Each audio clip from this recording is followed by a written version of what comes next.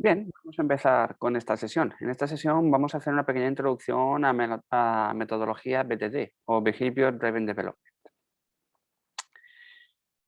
Lo primero que vamos a hablar para llegar a esta metodología es el por qué, ¿no? O qué limitaciones tiene el Test Drive Development y qué nos aporta el BDD en este aspecto. Bueno, la metodología del TDD, que no está en desuso ni mucho menos, sino que es complementaria a esta,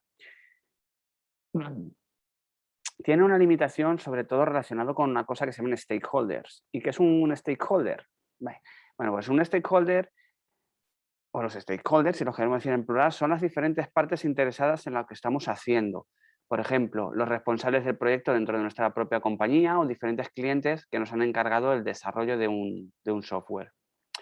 Cuando nosotros hacemos Test Drive Development, no estamos centrados en estos clientes, ¿no? Estamos centrados en pequeños componentes de un programa, para que estos pequeños componentes devuelvan un resultado que esperamos.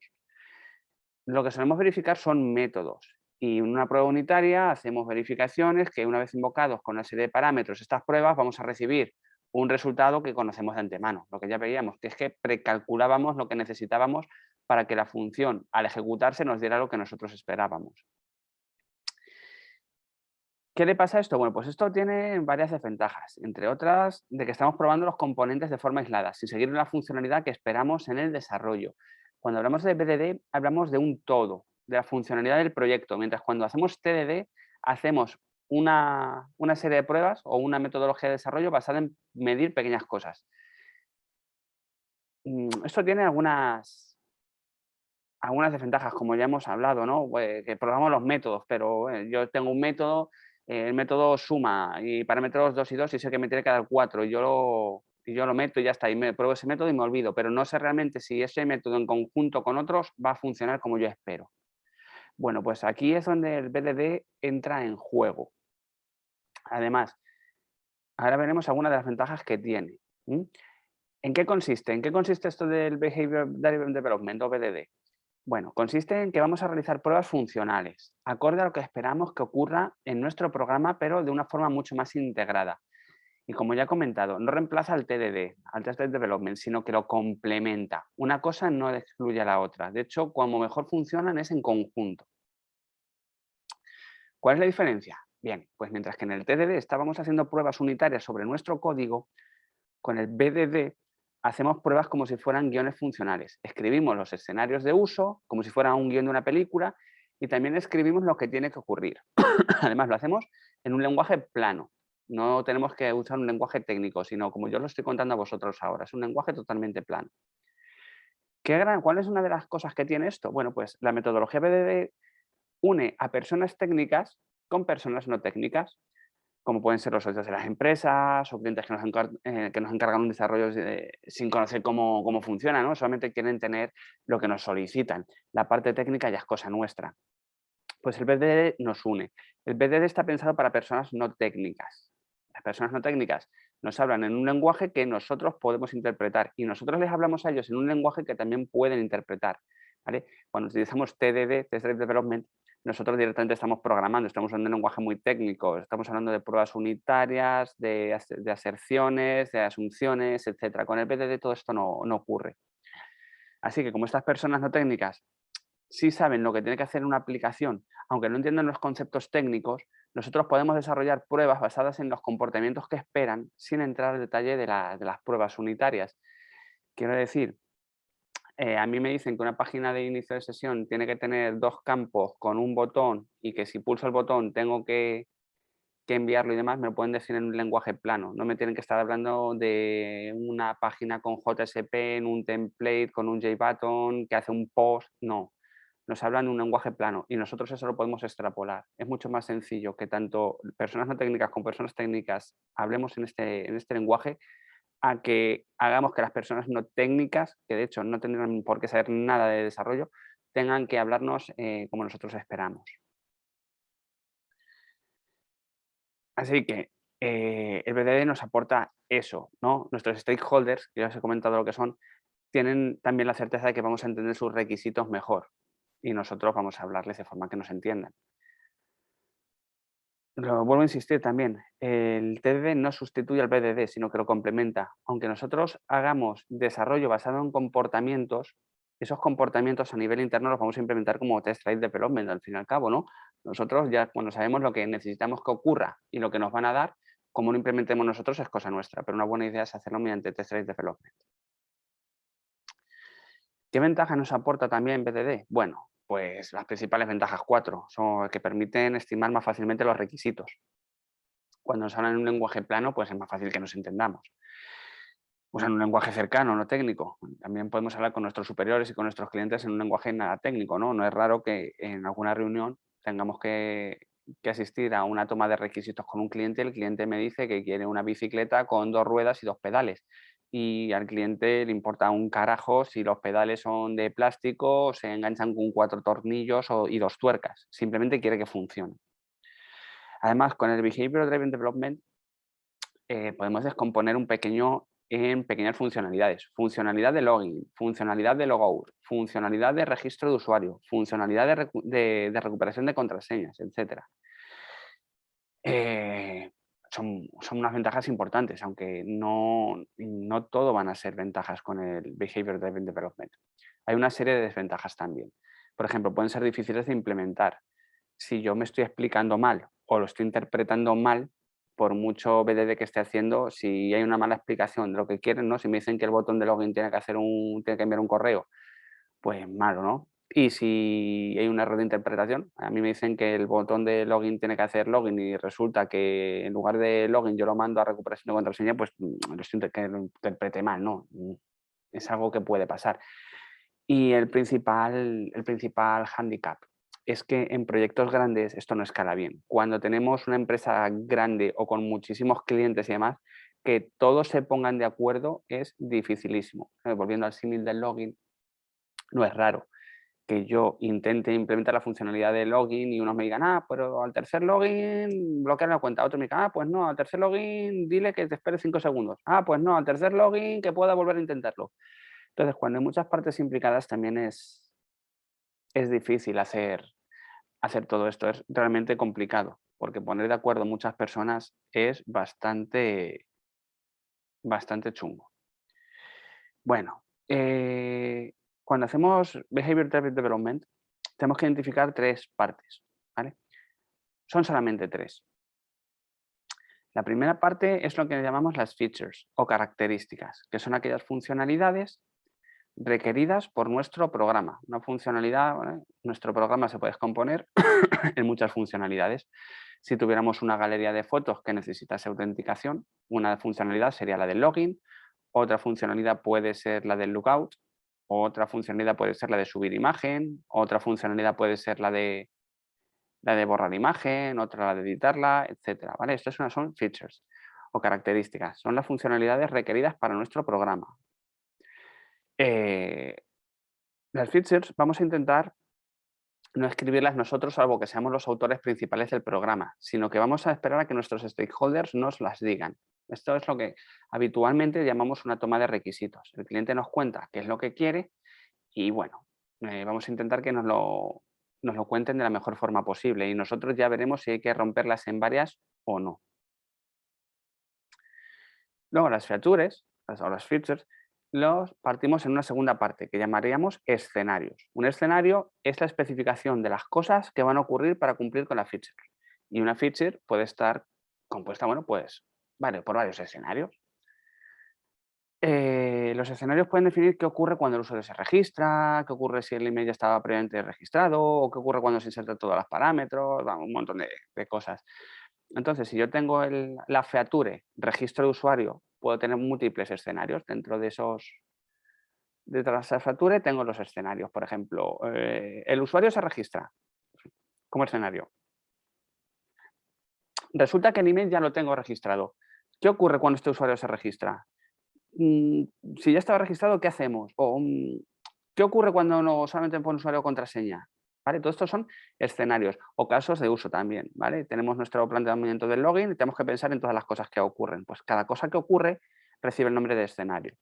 Y por último tenemos una historia. Una historia asocia las features y los escenarios de forma textual, con un lenguaje, en este caso vamos a utilizar un lenguaje bastante común, que es Gherkin,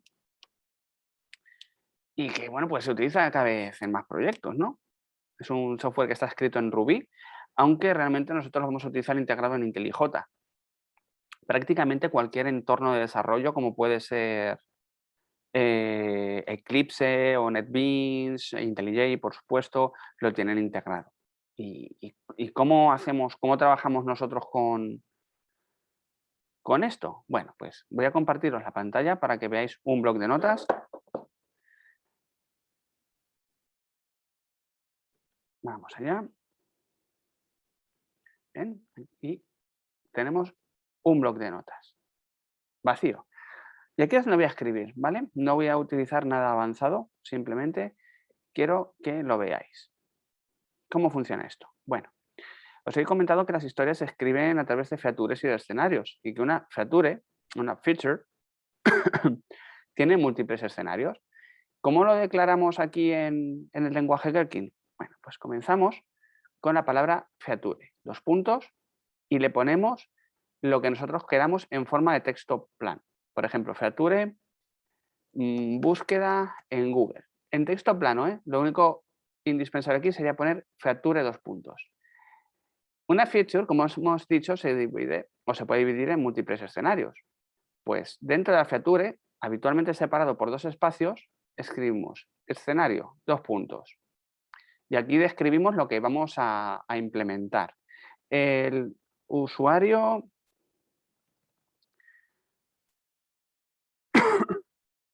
búsqueda en Google, perdonad. Google Imagen muestra fotos. Y dentro de lo que es el escenario tenemos que decidir tres cosas.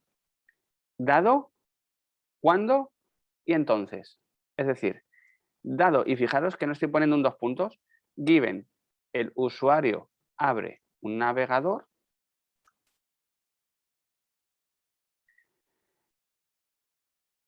when, el usuario busca gatito, then aparecerán imágenes de gatitos en los resultados de búsqueda. Bueno, pues esto es el lenguaje Gherkin. Voy a poner en negrita las palabras reservadas que he utilizado, que son feature, scenario, given, when y then. Fijaros como scenario y feature sí que le he puesto aquí unos dos puntos, mientras que a las demás no se las he puesto. Bueno, pues esto es correcto, ¿eh? Además, como hemos comentado, una feature se puede dividir en varios escenarios. Bueno, pues tenemos aquí un escenario, vamos a crear nosotros. Voy a hacer un copy-paste. Y ahora vamos a abrir escenario, búsqueda desde la barra de búsqueda del navegador. Given, el usuario escribe unos términos de búsqueda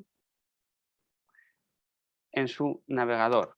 When, el usuario presiona intro, or, el usuario pulsa el botón buscar, then enviamos al usuario a los resultados de búsqueda de los términos indicados. Bien, pues esto sería otro escenario, ¿eh? Tenemos la feature principal, que sería búsqueda en Google, y lo hemos partido en dos posibles escenarios. Uno en el que buscamos en Google Images, otros en los que se realiza la búsqueda desde la barra de búsquedas del navegador. Estos serían los distintos términos que tenemos. ¿Qué más podemos hacer? Bueno, pues esto es una pequeña base del lenguaje Gherkin. El lenguaje Gherkin es un poquito más complejo, ¿no? Tiene unas cuantas cosillas más y vamos a ir viendo cuáles son. Por ejemplo, la primera de todas ellas es la feature. La feature es darnos una descripción de alto nivel de un pequeño o de un componente o de una funcionalidad, si así lo queréis decir, de nuestro software y también para agrupar escenarios relacionados, ¿vale? Por ejemplo, aquí tenemos la feature búsqueda en Google y dos escenarios. Esta feature está agrupando dos formas de realizar la búsqueda. Fijaros que no he picado en nada de código todavía, ¿eh? Bien, búsqueda en Google y esto es el escenario. Vale, bueno, pues no está.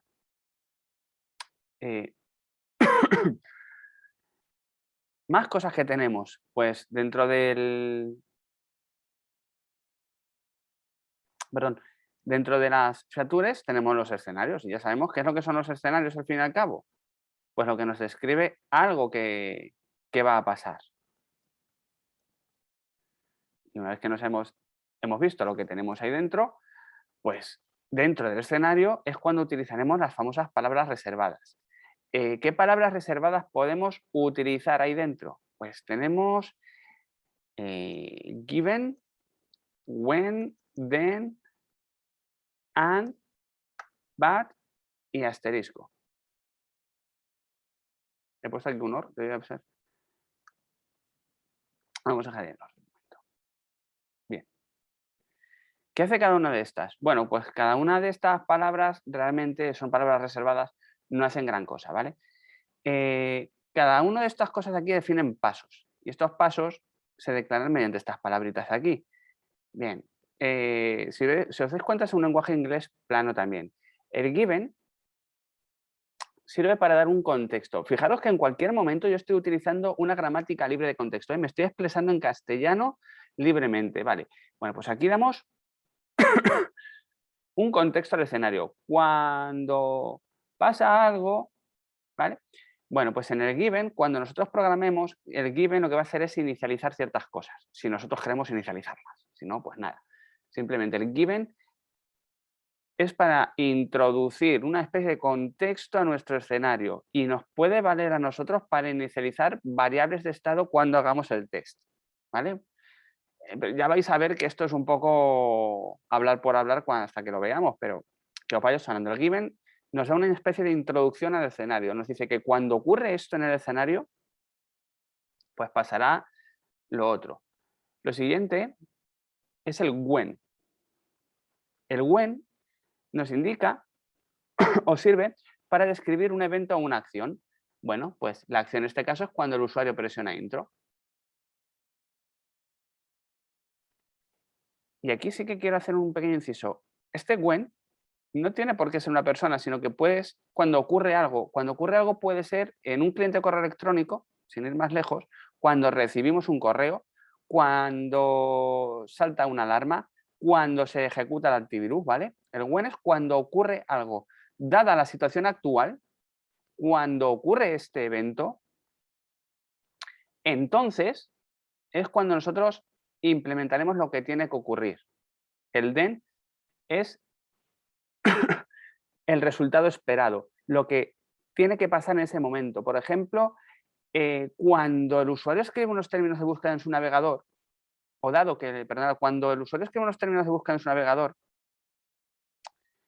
o dado que el usuario escribe unos términos de búsqueda en el navegador, cuando el usuario le da el intro, entonces enviamos al usuario a los resultados de búsqueda de los términos indicados. Lo que haremos en ese caso, pues mirad, vamos a coger un navegador y vamos a ver ese ejemplo. Yo tengo aquí mi navegador. Cuando el usuario en la barra de navegador introduce unos términos, búsqueda en Google, por ejemplo, y le da el intro, entonces el then es este de aquí. Bueno, pues esto es un caso, ni más ni menos. Y está bastante bien, es muy sencillito utilizar esto. Y bien, bueno, luego tenemos algunas cosas más, el and y el but,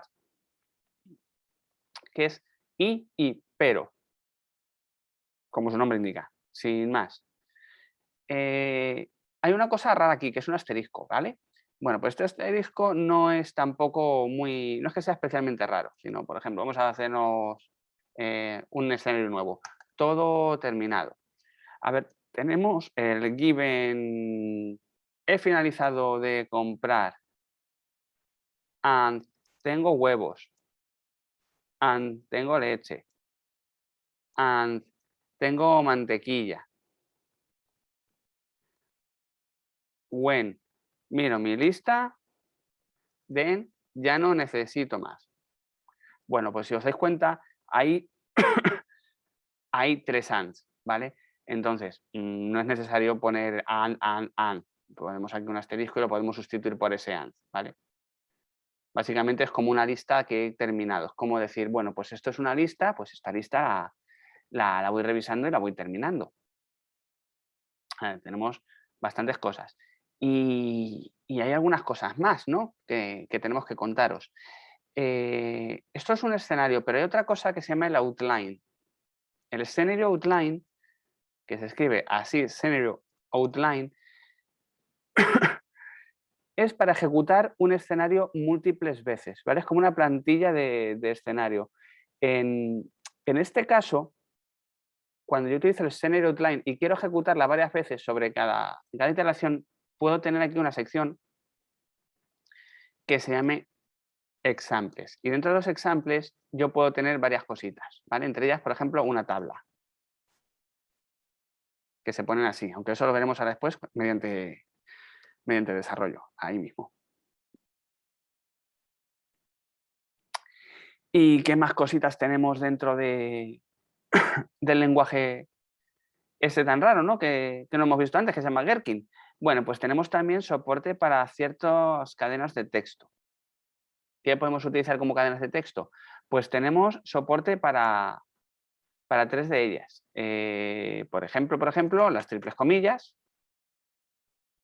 Creo que no se ven bien, pero las voy a poner así para que se vean bien. Son comillas simples, no hagáis caso a cómo me lo está poniendo. Markdown. Luego ahí iría mi texto en Markdown y aquí lo mismo. Cerraríamos las comillas, comillas, comillas, comillas. Ni caso al render que está mostrándose aquí en el TextEdit, ¿vale? Aquí título 1, título 2, asterisco, hola, ¿vale? Esto sería el lenguaje Markdown, es el lenguaje este de los ficheros .md que veis muchas veces por GitHub. Bueno, pues ahí lo tenéis y podéis utilizarlo. Por cierto, esto también se llaman docstrings. Esto de aquí, ahí, lo podemos llamar perfectamente docstrings. ¿Y qué más podemos utilizar aquí? Bueno, pues también tenemos los data tables, las tablas de datos, que son justamente lo que habéis visto antes. Voy a quitar esto de examples, ¿vale? Aquí. Voy a poner aquí una tabla de datos. Las tablas se declaran con el simbolito este del 1. Key, si queréis darle una key, no hace falta. Como es una reiteración, lo voy a darle 1, 2, etcétera. Y por cada uno de estos examples, si estamos hablando de un scenario outline, se va a repetir todo esto, ¿vale? Por cada uno de esos elementos. Y de momento vamos a no meter muchas más cosas. ¡Ay! Casi me olvido. Gherkin soporta unos 70 y pico lenguajes. Si vosotros en lugar de querer escribirlo en inglés, queréis escribirlo en castellano, aquí arriba del todo, mediante la almohadilla, que es un comentario, ponéis language es. Y aquí en lugar de feature ponéis característica. En lugar de escenario ponéis escenario. En lugar de given, dado. En lugar de when, cuando. Y en lugar de then, entonces. Voy a quitar este. ¿Y cuáles más tendréis? Bueno, tendréis aquí y pero. Y por supuesto, ejemplos. ¿Vale? O sea, podéis utilizar un montón de lenguajes para hacer esto. Y es poquito, ¿verdad? Está muy chulo, la verdad, porque podemos hacer un montón de cosas con poco. Vamos a hacer algunos ejemplillos, ¿vale? Vamos a hacerlos. Voy a hacerme una plantilla de copy-paste, quiero decir. Y vamos a hacernos alguna feature, ¿vale? Vamos a ver. Vamos a quitarnos esto. Vamos a ver en inglés, que es lo más normal. Ya cada cual que lo haga como quiera. Feature, vamos a inventarlo. Bueno, vamos a quitar esto.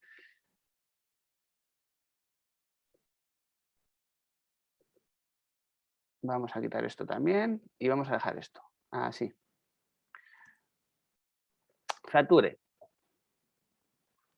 Acceder. Bueno. Logarse. Vamos a poner logarse.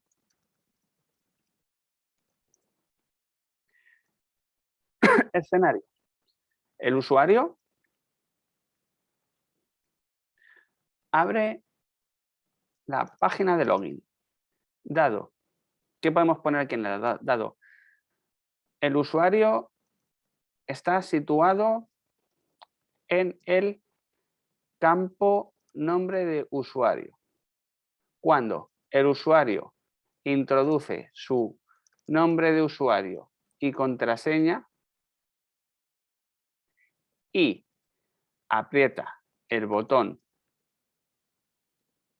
login, entonces verificamos sus credenciales. Voy a quitar las negritas de estas partes, ¿vale? Para que no nos tengan, para que veamos la separación. Y ahora lo vamos a poner en inglés, ¿vale? Lo he puesto en castellano y como hemos dicho lo vamos a hacer en inglés. Lo he puesto en castellano para que se vea más claro un poquito las condiciones. Pues nada. Dado es given, cuando es when, y es and, y entonces es then. Otro escenario, el usuario introduce mal sus credenciales. Given, el usuario ha intentado acceder. Cuando el usuario introduce mal su nombre de usuario o contraseña, then le indicamos que ha errado and le mostramos la información o el enlace de recuperar contraseña. Bueno, esto aunque no parezca es un lenguaje propio, esto es un lenguaje Gherkin, no es otra cosa. Podemos hacerlo así de un montón de formas, aprendiéndonos unas palabritas y ya está. Vamos a hacernos algunos katas que sean así un poquillo más simples. Vamos a ver más ejemplos, ¿no? Porque hay un montón de formas. Perdonad. Vamos a jugar al...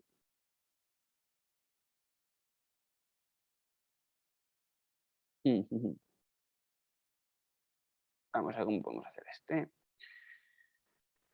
Vamos a hacer el usuario introduce mal sus credenciales. Vamos a jugar al adivina el número. Feature, adivinar un número. Escenario.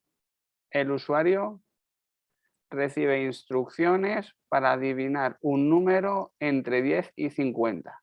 Vamos a quitarlo de abajo, ¿vale? Dado que el usuario conoce el intervalo de números. When el usuario introduce un número and no es correcto, then le indicamos si el número es superior o inferior y volvemos a empezar. Lo mismo. Ahora, el usuario acierta el número. Given, el usuario ha introducido el número correcto. When, perdonad, un número. When el usuario introduce el número correcto, then le mostramos la pantalla de felicitaciones. Y así, y esto es Gherkin, no tiene más. Así es como hacemos los test basados en Behavior Driven Development, perdonad. Simplemente es plantear la funcionalidad que tenemos. Y ojo, insisto mucho en esto, el BDD no sustituye al TDD. El Business Driven Development o el Behavior Driven Development lo que hace es definir las especificaciones o los requisitos, pero no cómo nosotros tenemos que implementar esos requisitos. Los requisitos los vamos a implementar a nivel técnico, mientras que los stakeholders, nuestros clientes, compañeros, etcétera, personal no técnico, va a entenderlo no a nivel técnico, sino a nivel normalito, a nivel de lenguaje coloquial. Bueno, ¿y cómo podemos hacer unas cosas y las otras? Pues nosotros habitualmente vamos a recibir unas especificaciones siguiendo estos modelos, el Behavior Driven Development, y las vamos a implementar como queramos, habitualmente siguiendo el Test Driven Development. Entonces, cuando nosotros cumplimos bien con nuestras pruebas unitarias y además de esas pruebas unitarias se integran correctamente en comportamiento, pues decimos que tenemos la especificación cumplida. A estos test, por cierto, se le llaman acceptance test o test de aceptación. Reciben este nombre porque nos los van a aceptar o a rechazar basados en que se cumplan o no se cumplan los escenarios que nos han dado. Entonces, cogemos una feature y esa feature la dividimos en escenarios. Esos escenarios los dividimos en pasos. Paso 1, given. Paso 2, when. Último paso, then. Y cuando se pasan todos, nos lo validarán y podremos movernos. ¿Cuál es la principal diferencia entre el PDD y el TDD? El lenguaje, si os dais cuenta. El TDD es propio a cada lenguaje. Cómo implementamos Test Driven Development es propio a cada lenguaje. A mí me dan esto. Cómo lo implemento es mi problema. Pero yo a un usuario no técnico no le voy a decir que he pasado el test unitario del método no sé qué, de no sé qué clase, porque era SRQuals, no me saltaba. Y sí que le voy a decir, bueno, pues tenía este escenario, tú me has dado esto, entonces cuando tú me has dado esto, cuando ha ocurrido esto otro, entonces nosotros generamos esta acción. Y eso seguro que lo van a entender perfectamente. Y ahí tenemos que hacer nosotros un poco de parachoques, ¿no? Si nosotros somos responsables de algo, nosotros somos los que vamos a hablar en lenguaje plano con nuestros clientes o superiores y en lenguaje técnico con nuestros compañeros. Y nada, pues nada, espero que os guste, porque es realmente interesante las cosillas que podemos hacer con Gherkin. Gherkin está implementado en Ruby y está disponible para un montón de lenguajes. Y nosotros vamos a integrar Gherkin con Java a través de IntelliJ con una librería que se llama Cucumber, pepino en inglés. Está muy bien. Esto son unas pequeñas guías, ¿no? La sintaxis básica de Gherkin. Pero hay un montón de cosas adicionales. Así que bueno, enseguida podréis ver, si lo queréis, la siguiente sesión en la que vamos a integrar un poco esto con Java, ¿vale? Vamos a utilizar IntelliJ.